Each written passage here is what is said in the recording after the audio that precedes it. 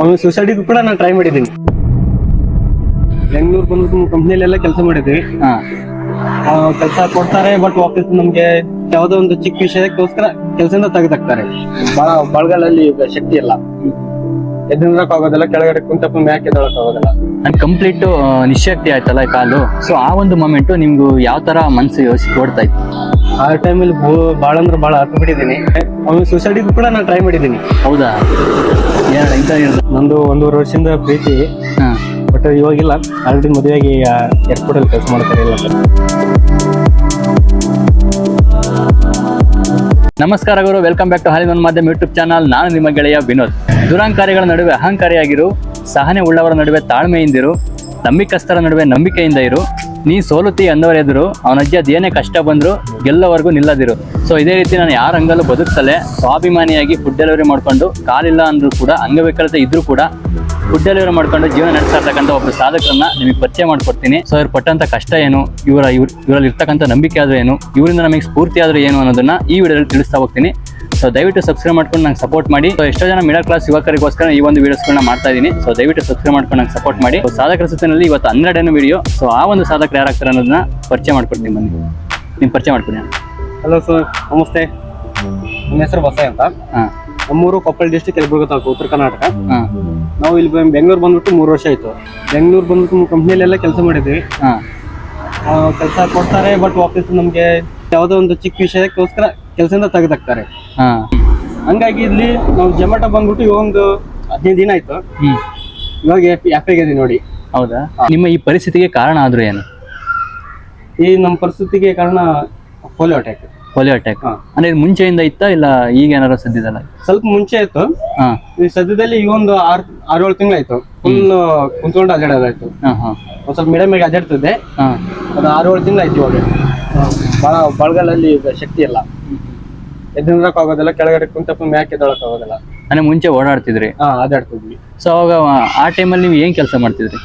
ಆ ಟೈಮಲ್ಲಿ ನಾನು ಫುಡ್ ಕುಕಿಂಗ್ ಕೆಲಸ ಮಾಡಿದ್ದೆ, ಮಿಟಿ ಕೆಫೆ ಅಂತ. ನಾನಲ್ಲಿ ಕ್ಯಾಶಿಯರ್ ಕೂಡ ಕ್ಯಾಶಿಯರ್ ವರ್ಕ್ ಮಾಡಿದ್ದೀನಿ ಅಲ್ಲಿ ಮಿಟಿ ಕೆಫೆಯಲ್ಲಿ. 1.5 ವರ್ಷ ಮಾಡಿದ್ದೀನಿ ಅಲ್ಲಿ ಮಿಟಿ ಕೆಫೆಯಲ್ಲಿ. ಆ ಕೆಲಸ ಏನಕ್ಕೆ ಬಿಟ್ರಣ? ಹಂಗೆ ಹೇಳಿದ್ನ, ಟೈಮಿಂಗ್ ಮ್ಯಾನೇಜ್ಮೆಂಟಿಂಗ್ ಒಂದ್ ಸ್ವಲ್ಪ ಹಂಗಾಗಿ ಕೆಲಸ ಬಿಟ್ರಿ. ಕಂಪ್ಲೀಟ್ ನಿಶಕ್ತಿ ಆಯ್ತಲ್ಲ ಕಾಲು. ಸೊ ಆ ಒಂದು ಮೊಮೆಂಟ್ ನಿಮ್ಗೂ ಯಾವ ತರ ಮನ್ಸು ಓಡ್ತಾ ಇತ್ತು? ಆ ಟೈಮಲ್ಲಿ ಬಾಳ ಅಂದ್ರೆ ಬಾಳ ಹತ್ತು ಬಿಟ್ಟಿದ್ದೀನಿ. ಹೌದಾ? ಯಾಕೆ ಬಂದ್ರೆ ಯಾರು ಫ್ರೆಂಡ್ಸ್ ಕೂಡ ನಮ್ಗೆ ಸಪೋರ್ಟಿಂಗ್ ಇದ್ದಿಲ್ಲ, ಏನಿಲ್ಲ. ಏನ್ ಮಾಡೋಣಪ್ಪ ಅಂತ ಅನಿಸಿದಾಗ ಅವನು ಸೊಸೈಟಿಗೂ ಕೂಡ ನಾನು ಟ್ರೈ ಮಾಡಿದ್ದೀನಿ. ಹೌದಾ? ಸೊಸೈಟಿಗೂ ಕೂಡ ಟ್ರೈ ಮಾಡಿದ್ದೀನಿ. ಬಹಳ ಅಂದ್ರೆ ಬಹಳ ಇದಾಯ್ತು. ಏನ್ ಮಾಡಕ್ ನಿಮ್ ಫ್ಯಾಮಿಲಿ ಬಗ್ಗೆ ಹೇಳೋದಾದ್ರೆ? ಅಪ್ಪ ಅಮ್ಮ ಇಲ್ಲ. ಅಪ್ಪ ಅಮ್ಮ ಡೆತ್ ಆಗಿದ್ದಾರೆ. ನಮ್ ಬ್ರದರ್ ಇಬ್ರು ಇದಾರೆ, ಒಬ್ಬ ಅಕ್ಕ. ಅವ್ರ 3 ವರ್ಷ ಮದುವೆ ಆಗಿದೆ. ನಾನು ಲಾಸ್ಟ್ ಇರೋದು, ನಮ್ದು ಇನ್ನೂ ಮದುವೆ ಆಗಿಲ್ಲ. ಬಟ್ ನಮ್ಮ ಬ್ರದರ್ಗೆ ಒಂದ್ ಸ್ವಲ್ಪ ಬಿಲ್ಡಿಂಗ್ ಕೆಲಸ ಮಾಡೋ ಮುಂದೆ ಬಿಲ್ಡಿಂಗ್ ಸ್ಲಿಪ್ ಆಗಿ ಒಂದ್ ಸ್ವಲ್ಪ ನೆಲಕ್ಕೆ ಬಿದ್ದಿದ್ದಾರೆ, ಪೇಟಾಗಿದ್ದಾರೆ. ಅವರು ಕೆಲಸ ಮಾಡಕ್ ಹೋಗೋದಿಲ್ಲ. ನಾವು ಕೂಡ ಹ್ಯಾಂಡಿಕ್ಯಾಪ್. ನಮ್ಮ ಬ್ರದರ್ ಇನ್ನೊಬ್ಬ ಅಣ್ಣ ಇದ್ದಾನೆ, ಅವರೊಬ್ಬ ಫುಲ್ ಡ್ರಿಂಕ್ಸ್ ಮಾಡ್ತಾರೆ. ಅಕ್ಕ ಮದುವೆ ಆಗಿದೆ, ಅಕ್ಕ ಚೆನ್ನಾಗಿದ್ದಾರೆ. ಹಿಂದಿನ ಜೀವನಕ್ಕೂ ಅಂದ್ರೆ ಕಾಲು ಒಂದ್ ಸ್ವಲ್ಪ ಚೆನ್ನಾಗಿತ್ತಲ್ಲ, ಆ ಜೀವನಕ್ಕೂ ಈಗಿನ ಜೀವನಕ್ಕೂ ವ್ಯತ್ಯಾಸ ಆದ್ರೆ ನಿಮ್ಮ ಜೀವನದಲ್ಲಿ ಏನಾದ್ರು ಬದಲಾವಣೆ ಆಗಿದೆಯಾ? ಅವಾಗೇ ಚೆನ್ನಾಗಿದೆ. ಸ್ಕೂಲ್ ಲೈಫ್ ಇತ್ತು. ಸ್ಕೂಲ್ ಲೈಫಲ್ಲಿ ಎಲ್ಲ ಫ್ರೆಂಡ್ಸ್ ಜೊತೆ ಆಟಾಡ್ತಿದ್ವಿ, ಇದು ಮಾಡ್ತಿದ್ವಿ. ಈ 3 ವರ್ಷದಿಂದ ಬೆಂಗಳೂರು ಬಂದ್ ಕಷ್ಟ ಅನ್ನೋದು ಏನನ್ನೋದು ನಮ್ಗೆ ಇವಾಗ ಗೊತ್ತಾಗ್ತಿದೆ. ಏನಾದ್ರು ಟ್ರಾಫಿಕ್ ಅಲ್ಲಿ ಹೋಗ್ಬೇಕಾದ್ರೆ ಕಷ್ಟ ಅಂತ ಅನ್ಸುತ್ತಾ ನಿಮ್ಗೆ? ಹಂಗೇನಿಲ್ಲ, ಸುಲಭನಾಗ ಹೋಗ್ಬೋದಾ? ಅಣ್ಣ, ನಿಮ್ಗೆ ಏನಾದ್ರು ಕಷ್ಟ ಅಂತ ಬಂದ್ರೆ ಯಾರತನಾದ್ರು ಹೇಳ್ಕೋಬೇಕು ಅಂತ ಏನಾದ್ರು ಅನ್ಸುತ್ತಾ ನಿಮ್ಗೆ? ಅನ್ಸುತ್ತೆ, ಬಟ್ ಅಂದ್ರೆ ಹೇಳ್ಕೋಬೇಕಂದಾಗೆ ಫ್ರೆಂಡ್ಸ್ ಸಪೋರ್ಟಿಂಗ್ ಇಲ್ಲ ಅಂದ್ರೆ ಫ್ರೆಂಡ್ಸ್ ಕಷ್ಟ ಕಾಲಕ್ಕೆ ಆಗಲ್ಲ. ತಮಗೆ ಫ್ರೆಂಡ್ಸ್ ಮುಂದೆ ಹೆಂಗ್ ಹೇಳ್ಕೊಳಕ್ಕಾಗುತ್ತೆ? ನನಗೆ ಹಿಂಗಾಗಿದೆ, ಹಿಂಗಿಲ್ಲ ಅಂತ ಯಾರ ಮುಂದೆ ಹೇಳ್ಕೊಳ್ತಿಲ್ಲ, ನಾನೇ ಇದು ಮಾಡ್ತಿದ್ದೀನಿ ಅಷ್ಟೇ.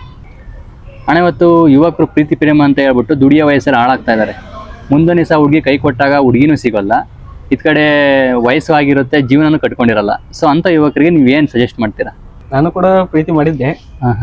ನಂದು 1.5 ವರ್ಷದಿಂದ ಪ್ರೀತಿ, ಬಟ್ ಇವಾಗಿಲ್ಲ. ಆಲ್ರೆಡಿ ಮದುವೆಯಾಗಿ ಏರ್ಪೋರ್ಟ್ ಅಲ್ಲಿ ಕೆಲಸ ಮಾಡ್ತಾರೆ. ಇಲ್ಲ ಅಂತ ನೆನಪಲ್ಲಿ ಕೂಡ ನಾನು ನನ್ನ ಲೈಫ್ ಕೂಡ ಹಾಳು ಮಾಡ್ಕೊಂಡಿದ್ದೀನಿ.